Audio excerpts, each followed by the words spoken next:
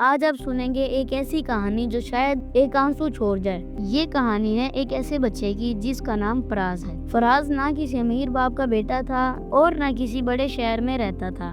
وہ ایک چھوٹے سے گاؤں کی مٹی میں پلنے والا معصوم بچہ تھا۔ نہ جوتے نہ بستہ، صرف ایک پرانی کاپی۔ اس کے چہرے پر بھوک کی لکیریں تھی لیکن آنکھوں میں خواب جگمگاتے تھے۔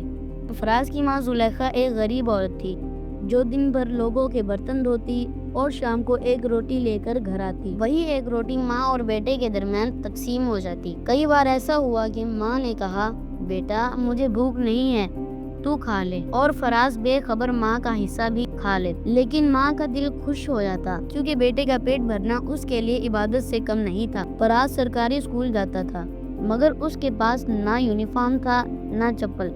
کچھ بچے اس کا مذاق اڑاتے تھے، وہ ہنستا لیکن دل میں چوٹ لگتی تھی۔ ایک دن ماسٹر صاحب نے کہا، فراز تم روز بھوکے آتے ہو؟ اس نے جھوٹ بولا، نہیں سر، ماں ناشتہ کروا دیتی ہے۔ لیکن حقیقت یہ تھی کہ آج بھی ماں نے اپنا حصہ دے کر اسے روانہ کیا تھا۔ ایک دن زلیخا سخت بیمار ہو گئی، بخار، کمزوری اور دوائی کے پیسے نہیں تھے۔ فراز نے اسکول جانا چھوڑ دیا، لوگوں کے گھروں میں برتن دھونے لگا۔ ایک دن اسے صرف 10 روپے ملے۔ دکان پر گیا، دوائی خریدنے کے بجائے ایک روٹی اور ایک چٹنی خرید لایا۔ ماں کو دی تو اس نے کمزور آواز میں کہا، بیٹا دوائی کیوں نہیں لایا؟ ختم ہو گئی تھی ماں، اور ماں کے سامنے خوشی خوشی روٹی کے ٹکڑے توڑنے لگا۔ رات کو ماں کا حال مزید بگڑ گیا۔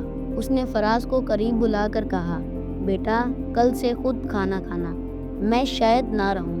فراز رونے لگا اور ماں کے سینے سے لگ گیا۔ پھر زلیخا اس دنیا سے رخصت ہو گئی، لیکن اس کے ہونٹوں پر آخری مسکراہٹ تھی کیونکہ اس نے اپنا پیٹ کاٹ کر بیٹے کو زندگی دی تھی۔